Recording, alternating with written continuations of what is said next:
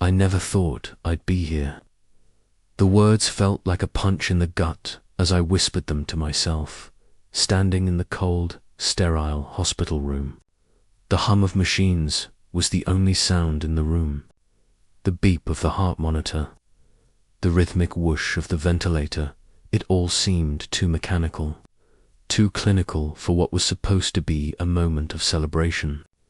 But all I could feel was guilt. Guilt that had been gnawing at me ever since I found out Isidora was in a coma. Isidora, my ex-wife, the woman I had promised everything to, lay unconscious in front of me. She was no longer the vibrant, determined woman I once knew. The woman who had filled every moment of my life with excitement, ambition, and love. Now, she was hooked up to countless machines, her body cold to the touch, her eyes closed in a state of nothingness. We had been divorced for 2 years, and yet I was still here, her medical proxy, the one to make the decision. I never thought it would come to this. I never thought I would be the one to make the choice of whether to pull the plug on her life or keep her alive.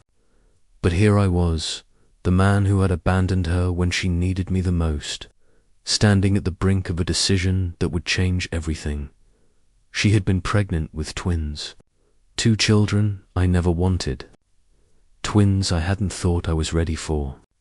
And now, with her lying in a coma, I couldn't even think about the future. I couldn't think about what our children might need or want. I didn't even know if I could raise them on my own. And yet this was the situation I found myself in. I was here, the one to decide her fate.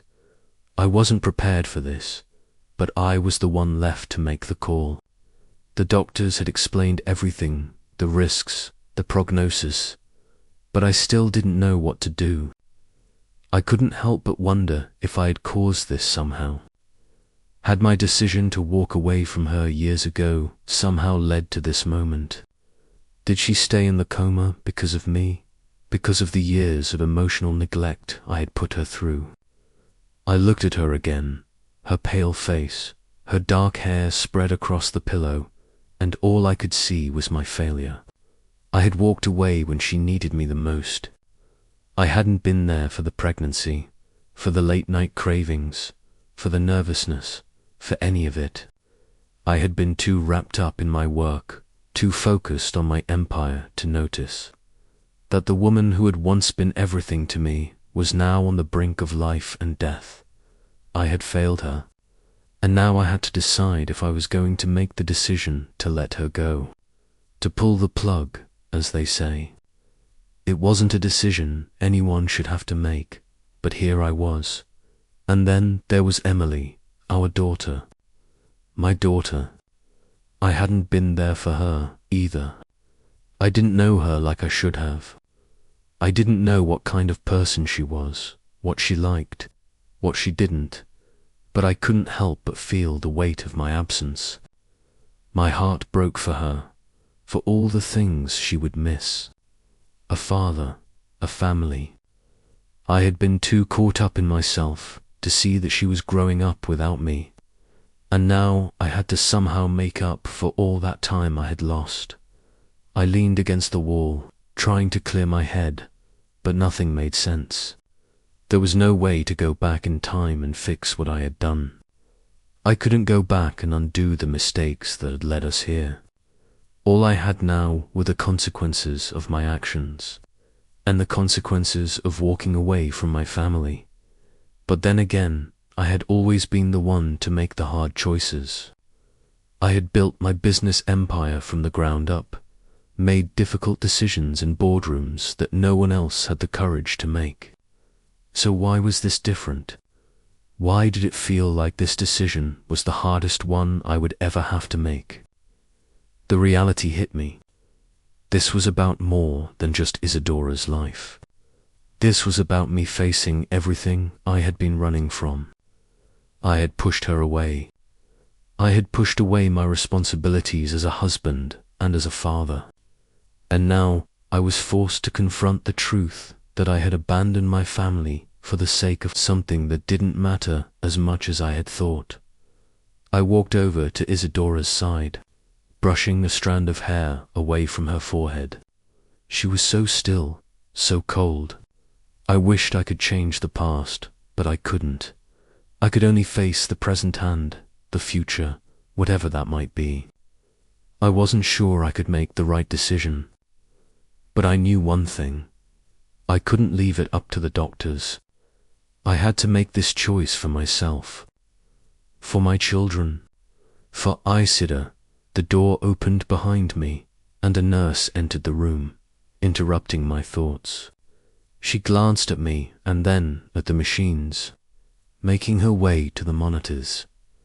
"Mr. Richards," she said, her voice gentle but firm. "The doctor will be here in a few minutes to discuss your options again. Are you sure you're ready to make a decision?" I nodded, though I wasn't sure of anything. I wasn't ready. I didn't know if I'd ever be ready.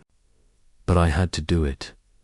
I stood there, staring down at Isidora, my heart heavy with regret.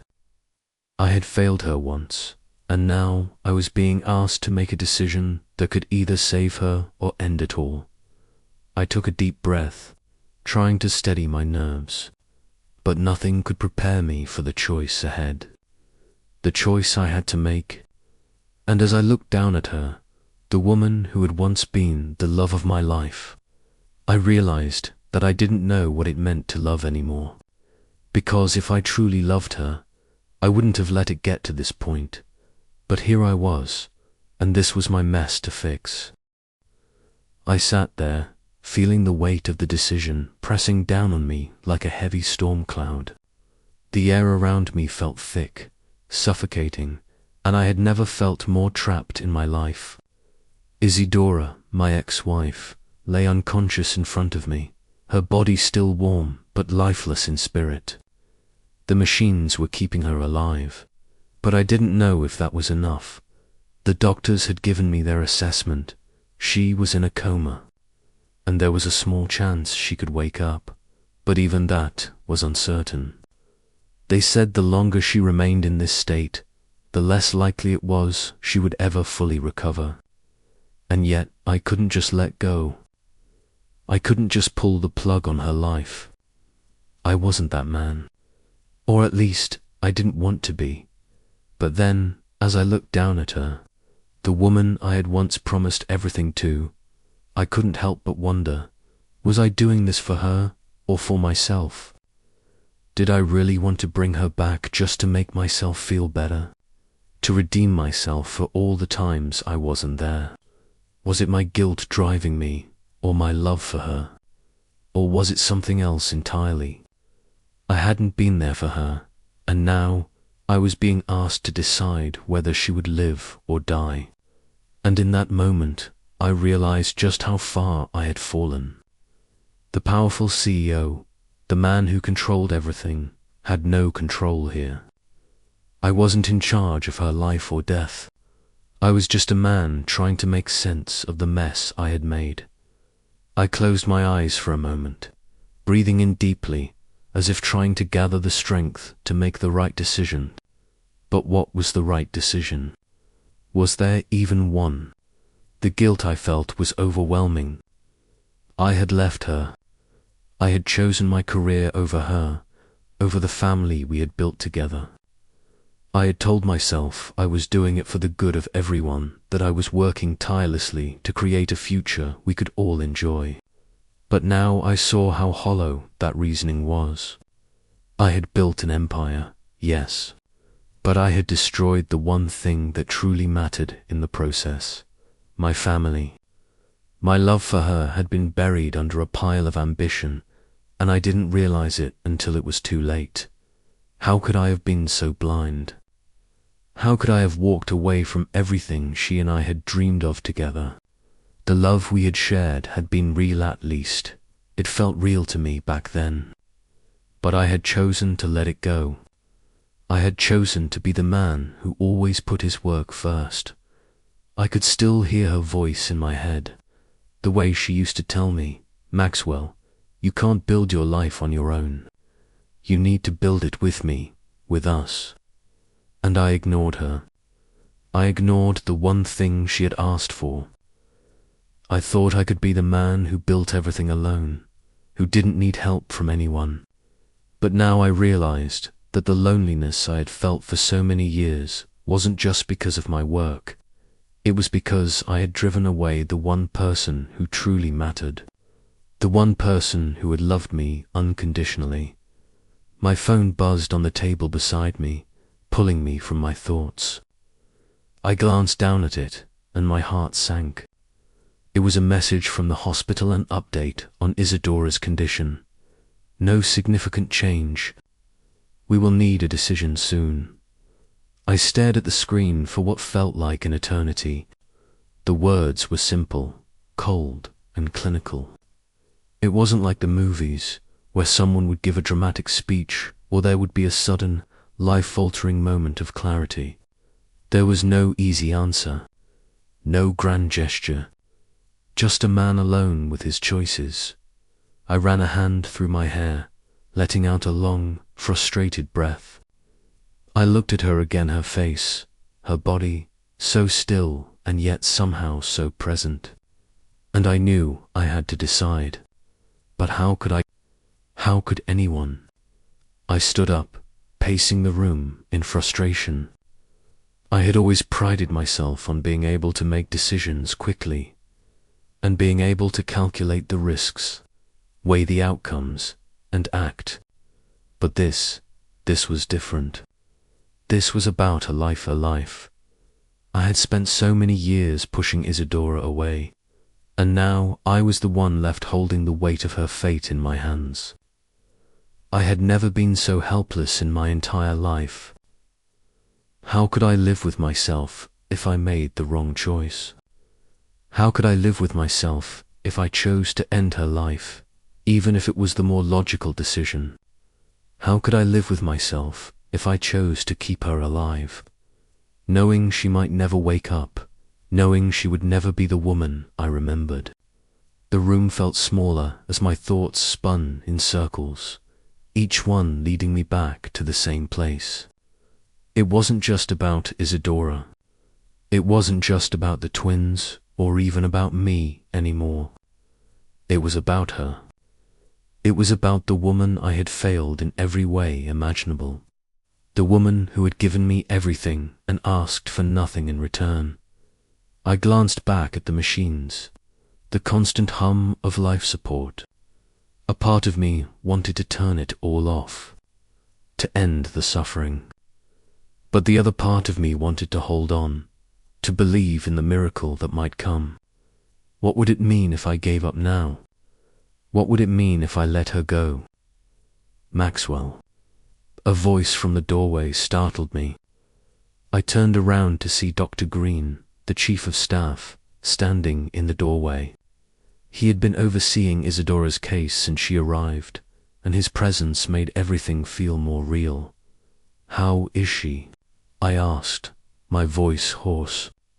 It felt like I was speaking through a fog. Dr. Green looked at me with a kind yet professional expression. "She's stable for now, but we can't keep her on life support forever. You need to make a decision soon." I nodded, but nothing felt clearer. "Do you want to be alone for a bit?" he asked, his voice soft, giving me the space to think, to breathe. I nodded again, not trusting myself to speak. As he left the room, I sat back down beside her. Isidora's face remained peaceful, untouched by the turmoil inside me. I wanted to reach out, to hold her hand, to say I was sorry. But I knew that even if I did, it wouldn't change what had happened. The damage had been done. The past could not be undone. I closed my eyes, trying to push aside the voices in my head. I had to make a decision. But as I sat there, watching her, I realized I wasn't ready to say goodbye. I wasn't ready to let go. I wasn't ready to lose her for good this time. The hours dragged on, and with each minute that passed, I could feel the pressure mounting.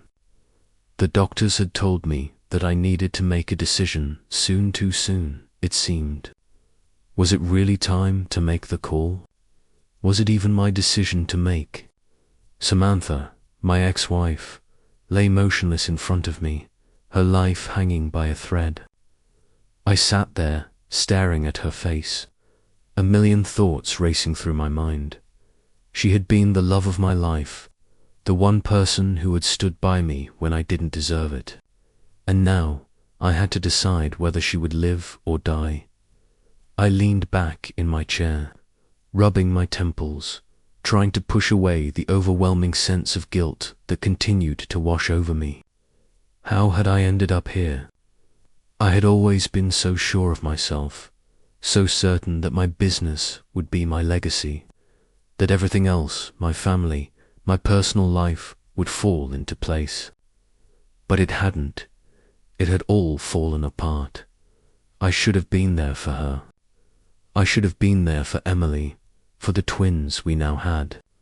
Instead, I had let my career, my ego, and my pride dictate every decision I made. I had taken her for granted. I thought about the last time I had seen Samantha, before all of this. It felt like a lifetime ago. We had both moved on, or so I had told myself. She had rebuilt her life, found herself again, and yet here I was, holding her life in my hands. How had I been so blind? How had I let everything slip away? The nurse came in, her soft steps breaking my reverie.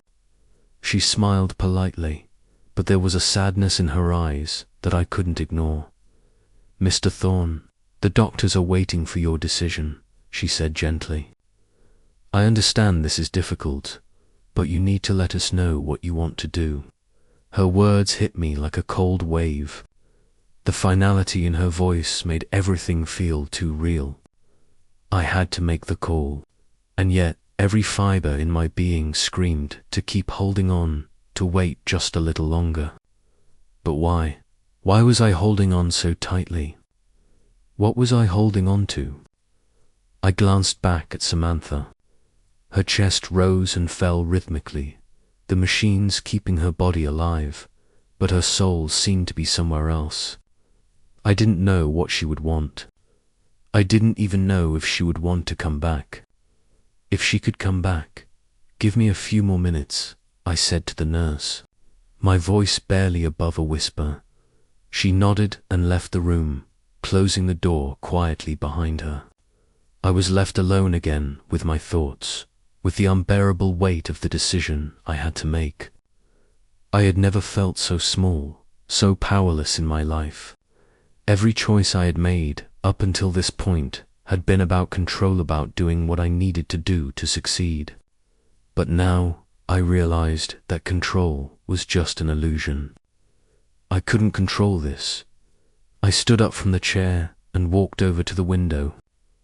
The city was alive outside, lights flashing like stars in the night, but everything felt distant, as if I were in a different world entirely. I couldn't help but feel like an outsider in my own life. This wasn't supposed to be my reality. I wasn't supposed to be here, facing this decision. But here I was, and all I could do was think about the past, about everything I had done wrong. Samantha and I had been inseparable once. We had built this life together, built this empire. We had dreams, ambitions, plans for the future, and I had thrown it all away for the sake of my own pride. I had told myself that I was doing the right thing. I was doing this for us, for our future. But now, standing here, staring at her, I realized I had been so focused on the wrong things. I had been so blind. I took a deep breath, trying to steady my racing thoughts. I couldn't keep living in the past. I couldn't change what I had done, but I could decide what to do now. I turned back to her, to the woman who had once been my world. "I'm sorry," I whispered, though I knew she couldn't hear me.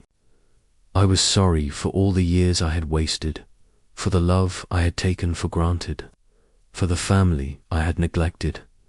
I knew what I had to do. The doctors had told me the truth.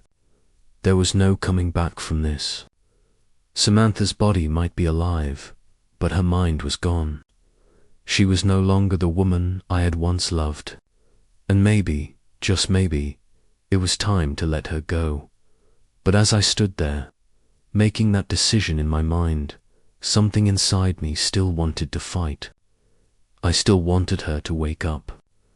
I wanted to see her smile again, hear her laugh, feel her touch.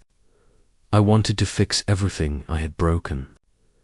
I wanted to prove that I wasn't the man who had abandoned her all those years ago. But I also knew that wasn't possible.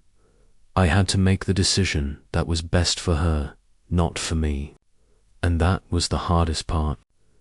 The hardest part was letting go of the idea that I could fix everything, that I could make it all right. And so, with a heavy heart, I made the decision.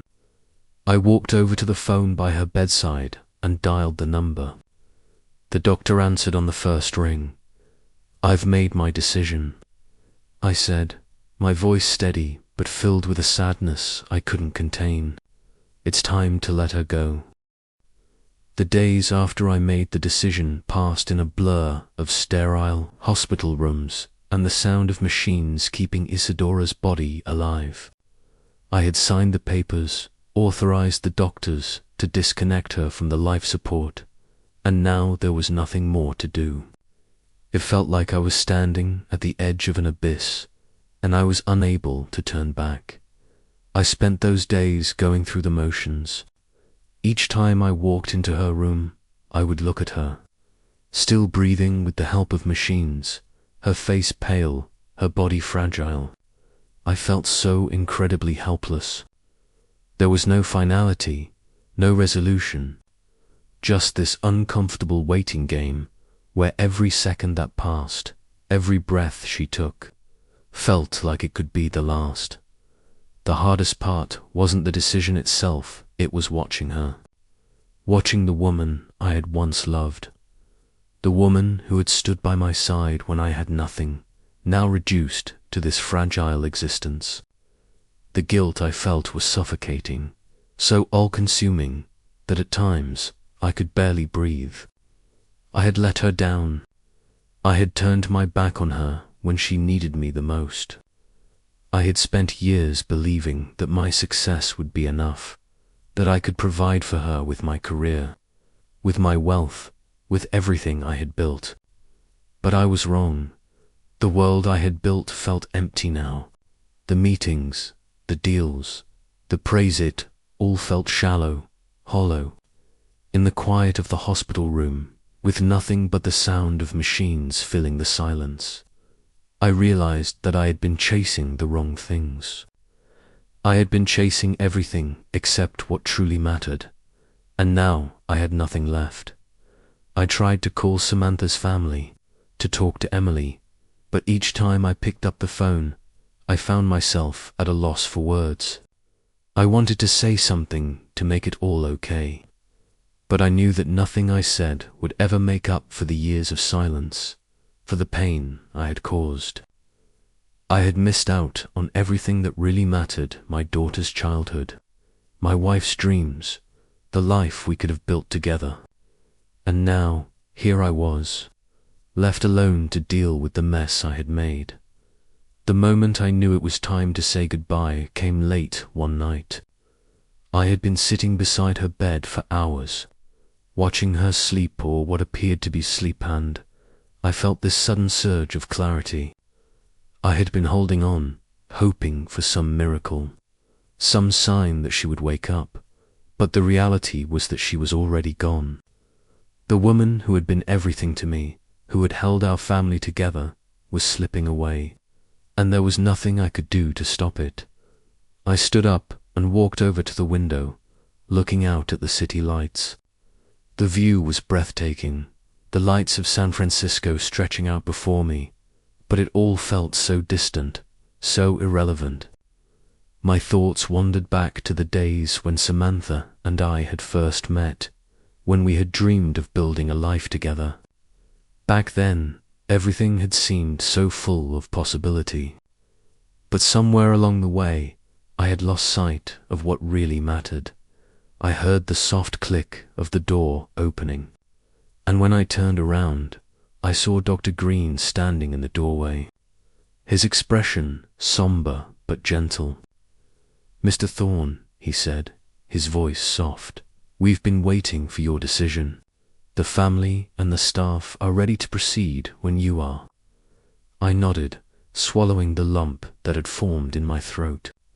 "I'm ready," I said, though my voice didn't sound like my own. It sounded foreign, distant. "It's time." Dr. Green walked over to the bed and looked at Isidora, then back at me. "You've made a very difficult choice, Maxwell, and I know it wasn't easy. But sometimes the hardest part is knowing when to let go." His words hit me like a ton of bricks. Letting go. It sounded so simple, but the weight of it was suffocating. It wasn't just about pulling the plug. It was about accepting the finality of everything I had lost. It was about the death of a dream, the death of a family, and it was about my own failure. "I should have been here more," I said, my voice breaking, not caring any more about trying to keep it together. "I should have been a better husband, a better father." "You can't change the past, Maxwell," Dr. Green replied, his voice kind but firm. "But you can make a choice now. You've given her the best chance. And now it's time for peace. For both of you." I felt a tear slip down my cheek, and I didn't bother to wipe it away. It wasn't about being strong anymore. It was about letting go.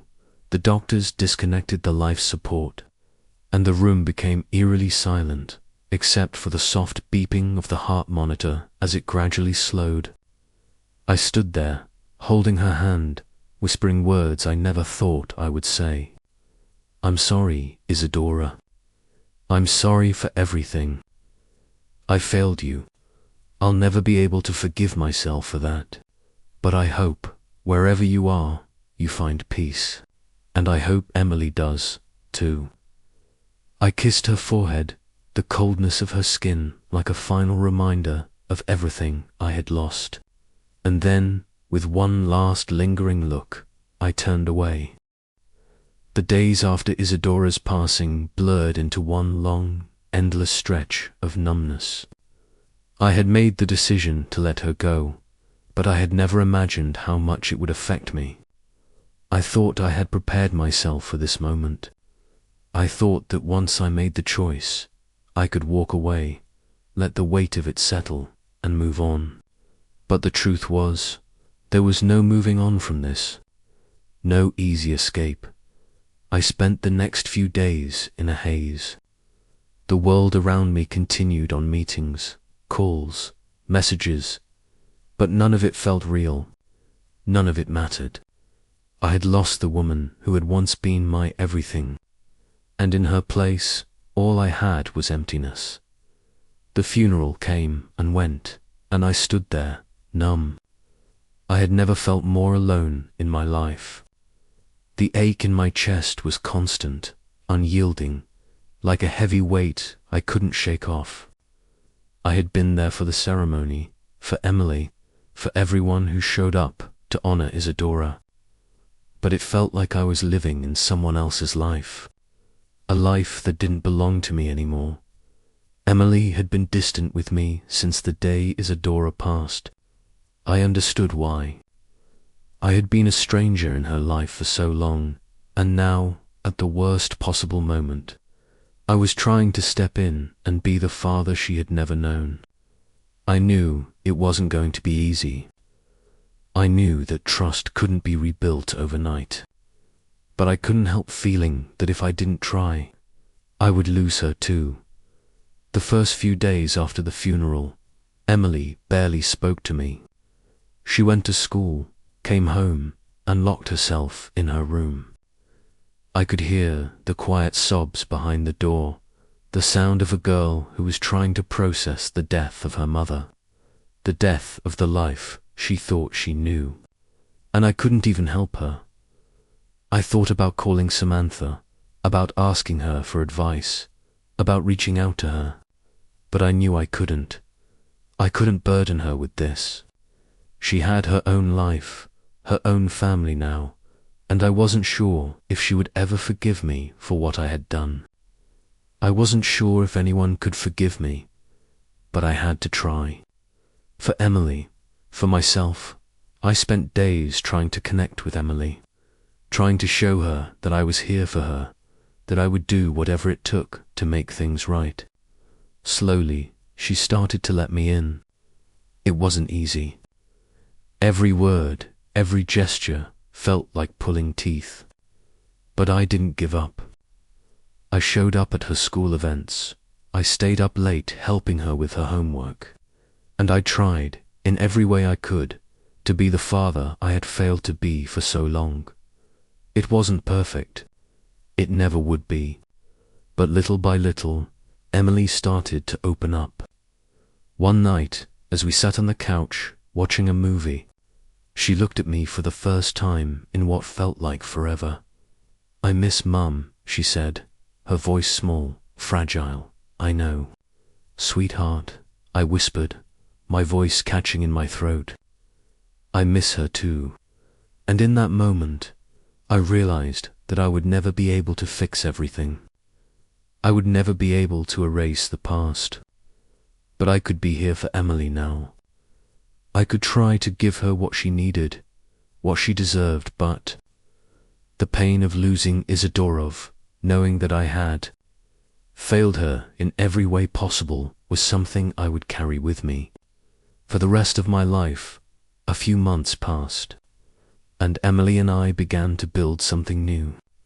It wasn't easy, and I knew it would take time for her to fully trust me again, to forgive me for everything I had done. But we were trying. We were learning to find our way together. Then, one day, I received an unexpected phone call. It was from Samantha. My heart skipped a beat as I answered.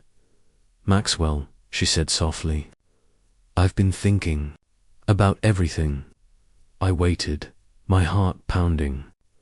"What do you mean?" "I know we've been through a lot, and I know I've had my own doubts about you, but maybe there's a chance for us to rebuild, not just for Emily, but for ourselves.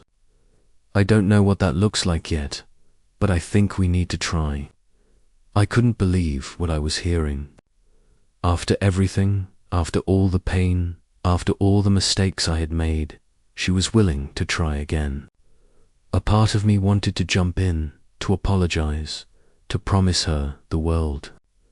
But I knew better now. This wasn't about promises or grand gestures. This was about earning back her trust, and proving I could be the man she needed me to be. "I'll do whatever it takes." "Samantha," I said, my voice steady, though my heart was racing. "I'm here. For you, for Emily, for us." The call ended with a simple promise to meet again soon. And though I didn't know what the future held, I knew one thing. I had a chance to start over. Not just with Samantha, but with myself. I had a chance to prove that I was worthy of the life I had nearly destroyed. As I sat in my office that evening, looking out over the city that had become so familiar to me, I realized something. The road ahead wasn't going to be easy. It would be full of uncertainty, of challenges, and of moments where I would question whether I could truly make things right. But for the first time in a long time, I wasn't afraid. I had made my mistakes, but now I was ready to take responsibility for them. And maybe, just maybe, I could find a way to redeem myself.